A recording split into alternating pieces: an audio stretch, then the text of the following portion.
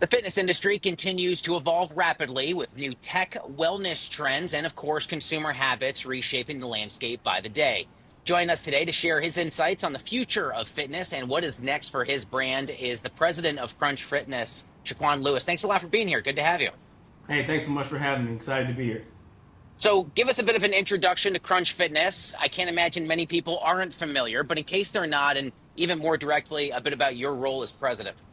Yeah, absolutely. So let me first start with the brand. So look, Crunch has been around for a while. We're not new to this. We're true to this. So we started out in 1989 in a basement in New York, primarily focusing on group fitness, and we have expanded widely ever since then. We started franchising in 2010, and so you see us go from that one club in 1989 to over 500 clubs and over almost 3.5 million members right now. So we've been at this for a really long time, and we're really excited about what we're doing. In the role as president, I work across our entire platform, our clubs that we own directly as the brand, our franchisees, and partnerships with everyone to drive a legendary experience for our members, for our team members, and certainly for our franchise partners as well. What are some of the current workout trends that you're seeing across Crunch locations in general? And I kind of wonder, positioning of the brand, how do you ensure that you're not needlessly chasing short-term trends or the shiny things while also kind of meeting your customer base where they are in terms of potential new interests in their own fitness journeys? Yeah, no, look, it's a great question. I mean, because when you put the member at the center of what you do, you get a chance to do two things right. You get to be responsive to what their needs are, but you stay close to it, and so you're not chasing your tail, you're not chasing the next big thing. You're honoring what it means to meet the members where they are. So that's kind of the ethos of the brand. I'll tell you a couple things that we're seeing, and in my experience, I begin every morning in a crunch. Basically, unless it's Thursday morning or Sunday morning, I'm in the gym with our members, with our teams, whether it's here in Dallas, in New York City, all around the country. And I'll tell you what I'm seeing. I'm telling you what I'm seeing firsthand and what the data is telling us as well. We're seeing a real emphasis on strength.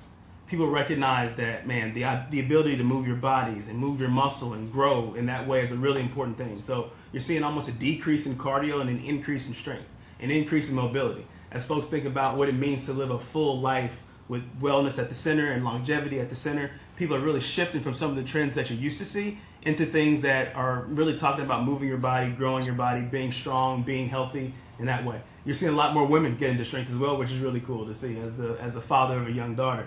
And so, when you go on there and see our Olympic lifting platforms, you'll see a woman there right next to a man, and folks all in this community trying to build strength and build muscle together. So those are some of the trends, and I'll just tell you the way that we stay on top of it is, like I said, I'm in our gyms all the time, our team's in the gyms all the time, our franchisees are in the gyms all the time. We stay close to the member experience. We put that at the center of what we do.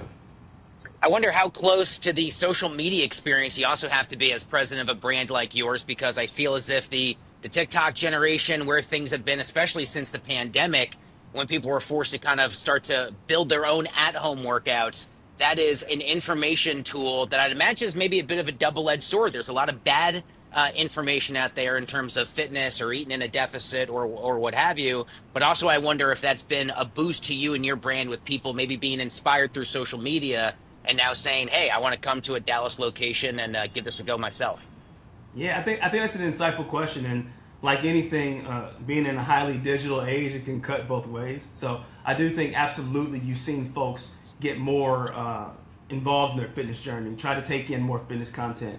Yes, of course, if you surf TikTok or surf Instagram too long, you'll see some junk science and some junk product out there. But the way we look at it is it's another opportunity to meet people where they are, meet people in this moment. So you'll actually see us use digital content like Crunch Plus, where we've got our own streaming platform where you can get more than several hundred workouts across a lot of different platforms. And then obviously we've got a great social media presence. Check us out at Crunch Gym on Instagram, where you'll see us engage in the fun side of fitness and also talk about the more serious side of what it means to move your body, grow your body, and do that in the right way. So like any different thing, man, like you can take it one way or the other. We find a way to chart our own course and do it our own way and really break through and connect with our consumers in that way. It's a big story in the broader financial markets because so many publicly traded companies are now giving guidance about what the proliferation of GLP-1 weight loss drugs means for their industry, whether it's the major airlines, the big snack food companies, fitness giants like yourself. What has that overlap look like? And I wonder to what degree, from your position, you've had to sort of think deeply about what that may mean for your members and a bit of a new world, it looks like, effectively moving forward. It's really interesting. The science continues to move on that, and there's a lot of dialogue, a lot of narratives out there. Here's what I'll tell you about those. We have been, since the day we opened our doors, the no judgments gym. We also are the no limits gym. And so as people engage that, we're going to meet people just like we do right now and like we've always done. We're going to meet people where they are, show up for them and move to them in the moments where they need us most. And so what we see, particularly in the GLP-1 space, is there's like a side effect of muscle wasting, for example, right? And so if someone decides to make that a part of their fitness journey, guess where they need to go to build their muscle and to have a great legendary fitness experience? They need to come to a place like Crunch. So we're aware of that, we're sensitive to it, we're responsive to it, but most importantly, we show up in our clubs with our great personal training platform, with the equipment that we've got from the state-of-art perspective and our new 3.0 model to give people the opportunity to take whatever they're on that journey and move forward from there.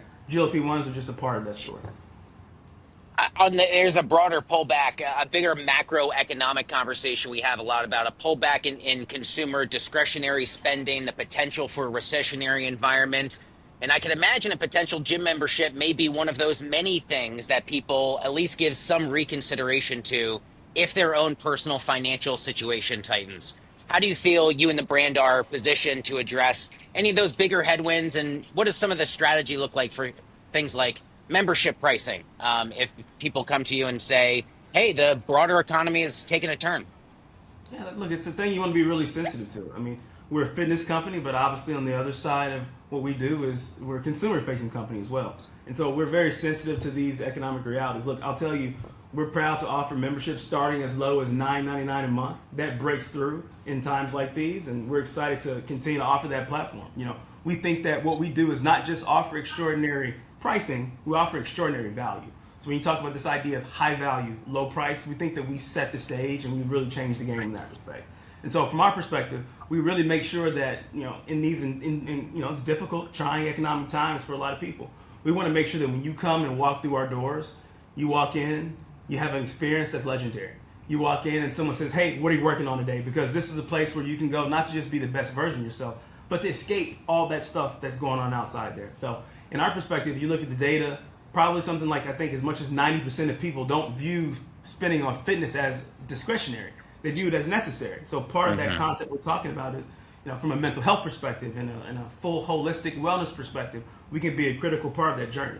So we do that. We offer extraordinary value, give people an extraordinary experience, and we think that we give ourselves a chance to really be a part of people's journey in that way. Chequan, how do you see the fitness industry changing, evolving, even in just the next few years?